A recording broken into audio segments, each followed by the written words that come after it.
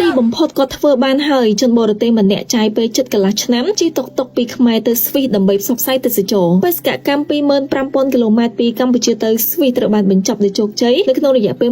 138 ថ្ងៃឬជិត 5 ខែលោកស្វី Yellow Jacket ដែលត្រូវបានគេស្គាល់ថាពូសមុំគឺកំពុងតែទទួលបាននូវការចាប់អារម្មណ៍និងស្កយសរសើរខ្លាំងមែនទែនតាមរយៈបេសកកម្មធ្វើដំណើរដ៏កម្រមួយរបស់លោកដោយបើកបរយានជំនិះកង់3ដែលហៅថាតុកតុកពីកម្ពុជាឆ្លងកាត់ទ្វីបនានាដើម្បីឆ្ពោះទៅកាន់ប្រទេសកំណើតរបស់គាត់គឺប្រទេសស្វីសដំណើរផ្សងព្រេងរបស់គាត់គឺមិនត្រឹមតែជាគោលបំណងផ្ទាល់ខ្លួនប៉ុណ្ណោះទេប៉ុន្តែគាត់ក៏បានចូលរួមចំណែកផ្សព្វផ្សាយទេសចរឥតគិតថ្លៃសម្រាប់ប្រទេសកម្ពុជាយើងផងដែរមែនទែនទៅពូសមុំក៏បានជ្រើសរើសប្រទេសកម្ពុជាជាចំណុចចាប់ផ្ដើមនៃដំណើរដ៏វែងអន្លាយនេះដែលសម្រាប់គោលដៅចម្បងទី1គឺសាកល្បងទៅលើខ្លួនឯងសម្រាប់បាននៅដំណើរផ្សងព្រេងដ៏ធំបំផុតដោយប្រើប្រាស់នៅយានជំនិះកង់3ដ៏តូចនិងយឺតដើម្បីឆ្លងកាត់ប្រទេសជាច្រើនពីអាស៊ីទៅអឺរ៉ុបទី2គឺដើម្បីចែករំលែកវប្បធម៌តាមរយៈការថតវីដេអូនិងការចែករំលែកនៅលើបណ្ដាញសង្គមគាត់គឺតែបង្ហាញអំពីបទពិសោធន៍ដ៏រស់រវើកនិងទំនាក់ទំនងជាមួយនឹងប្រជាជនក្នុងតំបន់ក៏ដូចជាភាពរួសរាយរាក់ទាក់របស់ម្ចាស់ស្រុកចឹងណាមិញតាមរយៈដំណើររបស់ពូសមុំនេះក៏ជាការផ្សព្វផ្សាយទេសចរដ៏មានតម្លៃដែលនាំឲ្យមានផលវិជ្ជមានដល់ប្រទេសកម្ពុជាយើងផងដែរដើម្បីឲ្យលើកកម្ពស់នៅទេសចរដែលដំណើរនេះគឺតាក់ទាញចំណាប់អារម្មណ៍ពិភពលោកឲ្យងាកមកចាប់អារម្មណ៍លើប្រទេសកម្ពុជាក្នុងនាមជា